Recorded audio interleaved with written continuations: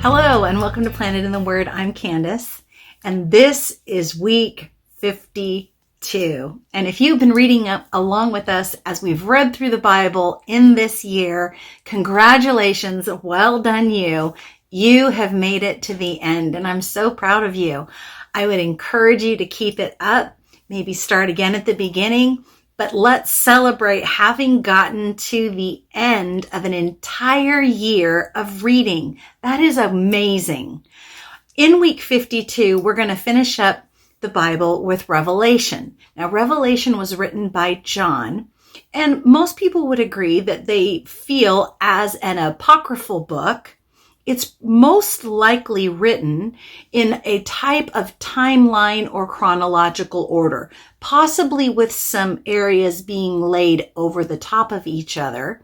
But you're going to get near the end of your reading of Revelation, and you're going to come across a couple things I'd like to draw attention to today. And that is that we actually do not spend eternity in heaven. Now, before anybody gets upset, let me define some of those words.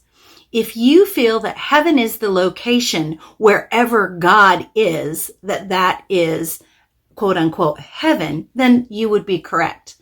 But if you think that we leave this physical body, are given a new body, and live in the heavenly realm, that actually is not what Scripture says, and it's not going to be what you read in Revelation 21 and 22. So let's start at the beginning. Where did we start at the beginning of this year? At the beginning of this year, we started with God at creation, creating a place for man to dwell, the domain of humanity in which God would come down and dwell among his people, his creation. But as we read in Revelation 21 and 22, an interesting thing happens to the earth. I'm going to read you two separate passages that talk about what happens at the end of time. Revelation 21:21 says this: "Then I saw a new heaven and a new earth, for the first earth had passed away, and there was no longer any sea."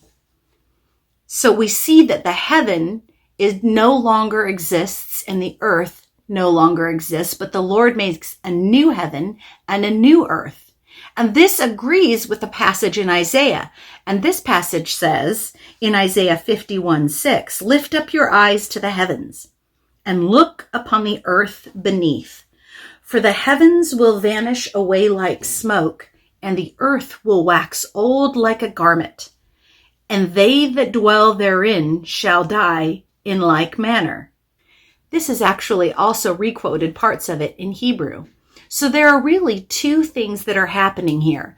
The first is that the earth has worn out like a garment. We have the ends of earth as they exist now.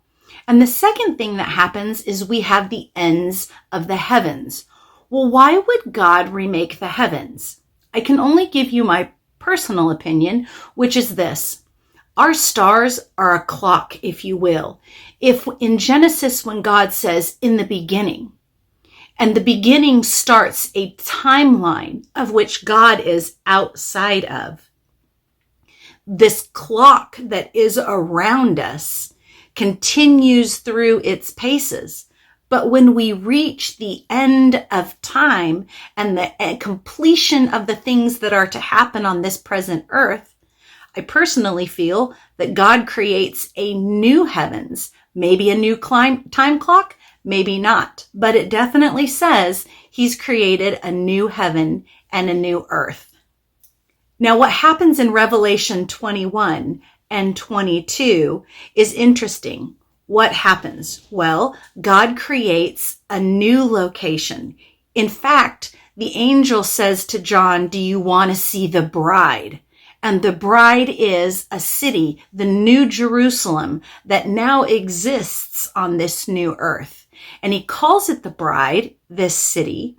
And an interesting thing, there are kings and kingdoms that dwell outside the city. In fact, it says the kings of the earth will bring their glory into the city. Well, what lives in the middle of the city? Well, we're back to trees and we're back to the throne. In fact, it says that the throne of God and the Lamb is in the center of the city. So we have in Genesis and in Revelation bookends of the exact same story, where we have the garden, the dwelling of God among his people, where his footstool is, and we are back to a dwelling of God among his people, the perfect finishing to the beginning that he started, and now we're at the end. Congratulations, you are at more than one end. Very great, amazing job. Well done. Have a good week. Have a good one. Bye-bye.